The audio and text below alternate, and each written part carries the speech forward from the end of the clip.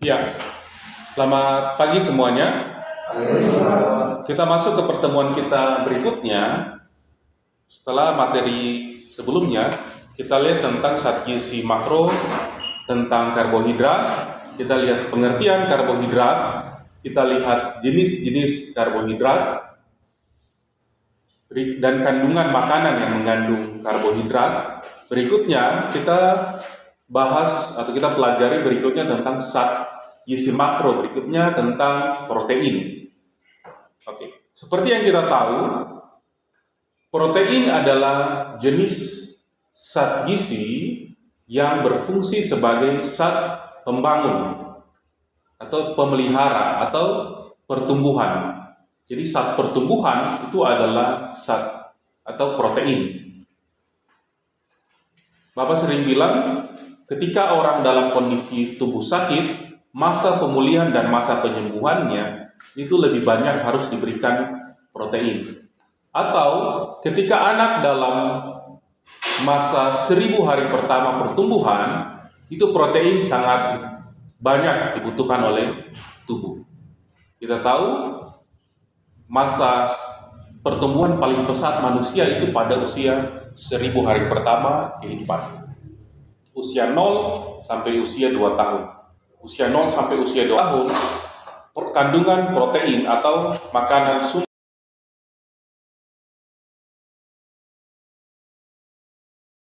merupakan komponen fungsional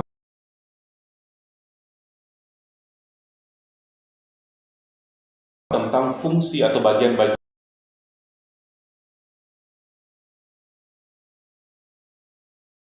pada semua enzim.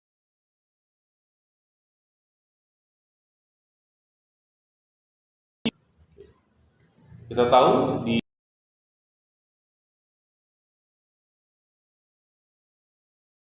dalam tubuh itu sangat berperan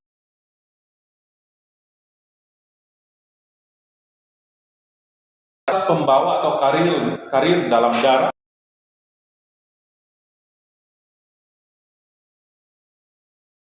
matriks intraseluler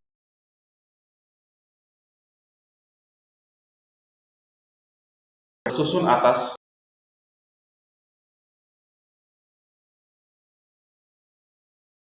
catatan berikutnya tentang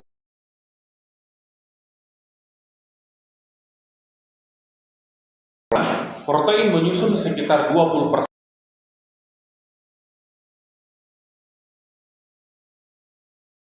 jenis protein.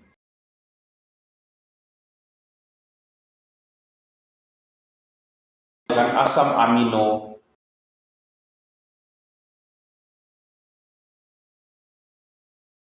senyawa lain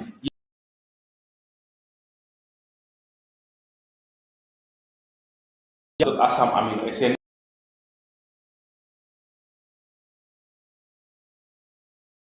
klasifikasikan sebagai asam amino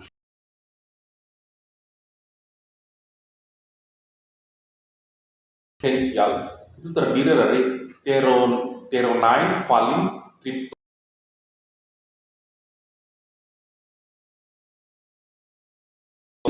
histidine, dan arin.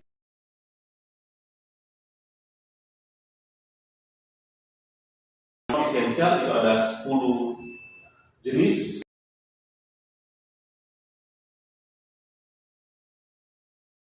Aspartat, asam glutamat, prolin, asparagin, glutamin. Sedangkan untuk senyawa lain yang diklasifikasikan sebagai asam amino itu ada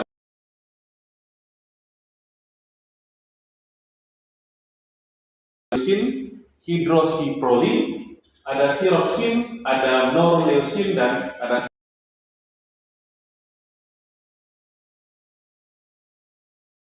asam amino esensial dan asam amino non esensial. Berikutnya kita lihat lebih jauh fungsi protein dalam tubuh.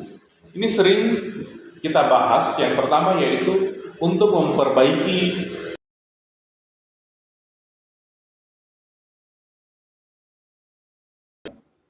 terpakai atau sebagai proses katabolisme atau katabolisme. Oke. Jadi untuk memperbaiki jaringan tubuh. Yang kedua atau katabolisme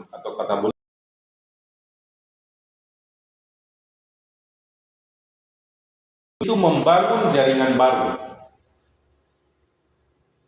Membangun jaringan baru ini sangat dibutuhkan terutama pada periode pertumbuhan.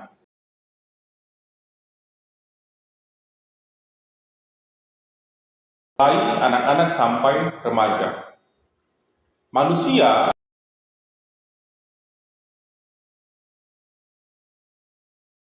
dalam kandungan, jadi makanya ada istilah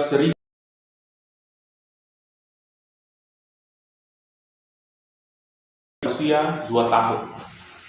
Muncul pertanyaan, Pak, kalau ada 1000 hari pertama kehidupan,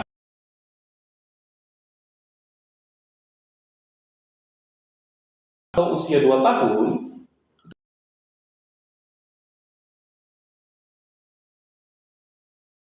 65. Berarti kalau 2 tahun, itu berapa hari?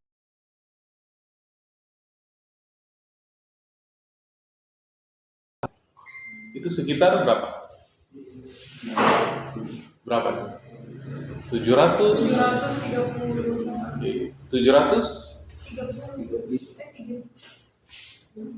730 hari, betul ya?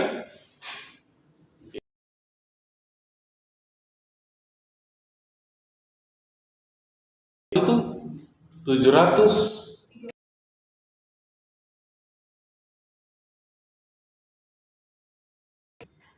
kan 730, berarti masih ada sisa 270, betul ya? Supaya sampai 1000 hari. 270 itu adalah posisi manusia atau posisi pertumbuhan manusia di dalam kandungan. Manusia dalam kandungan berapa hari? Berapa bulan? 9 bulan. 9 bulan itu berapa hari? Kalau kalau 1 bulan 30 hari. Berarti kalau 9 bulan berapa hari? 9 kali 3. 9 kali 30 hari. 9 kali 3 berapa? 9 kali 3 27. Berarti 270. Berarti pas ya. 1000 hari. 270 ditambah 700 berarti 730 hari, berarti pas 1000 hari. Ternyata proses kehidupan 1000 hari itu dimulai dari dalam kandungan. Usia 0 bulan 270 hari itu dimulai. Nah, pada proses itu namanya proses pembangunan jaringan baru dalam tubuh. Itu fungsi protein sangat dibutuhkan. Pada usia bayi, pada masuk usia anak-anak, masuk usia remaja, dan seterusnya. Oke. Berikutnya, fungsi yang berikutnya dari protein yaitu sebagai sumber energi. Jadi selain karbohidrat, protein juga berperan sebagai sumber energi. Menghasilkan 4 kilokalori per gram protein. Jadi 1 gram protein itu menghasilkan 4 kilokalori energi.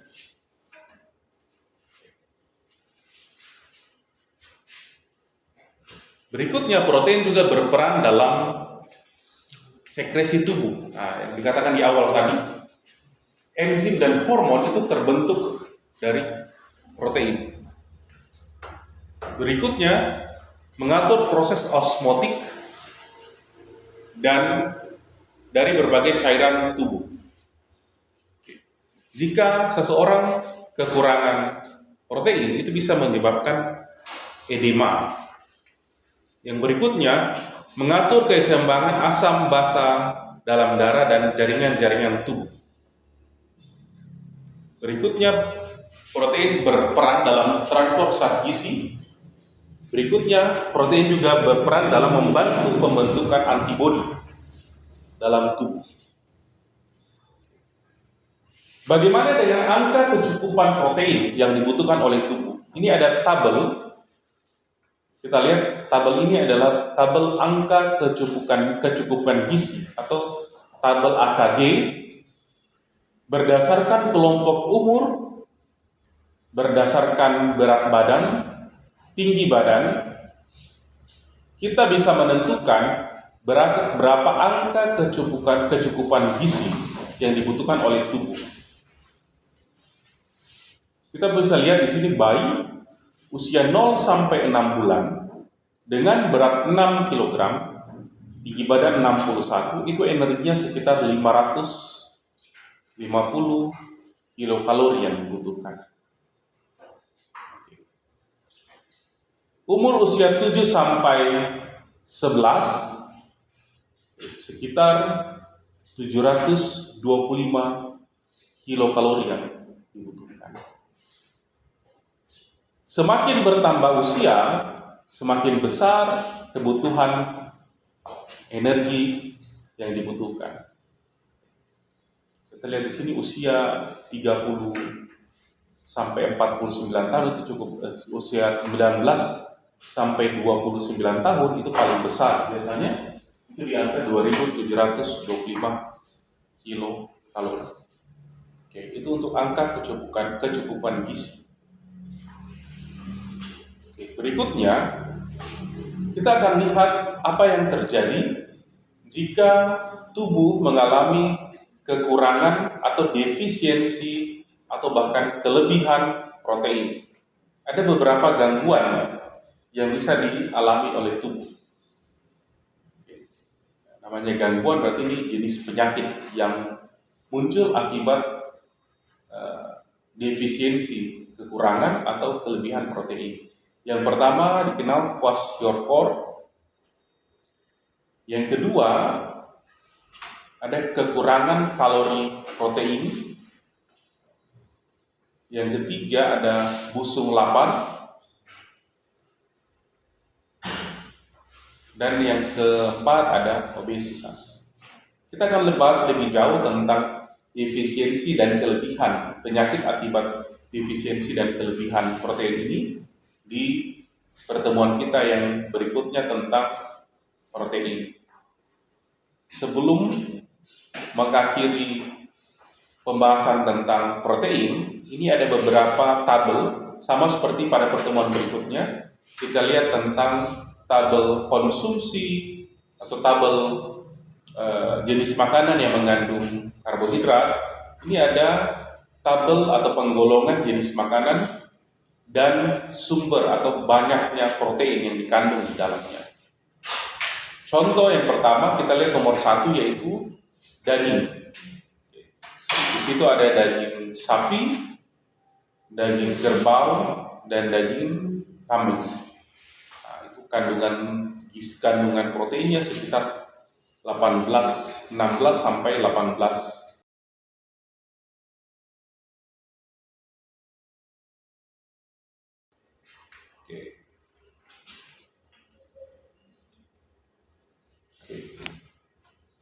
Nah, ternyata dagingnya ini termasuk daging merah ya.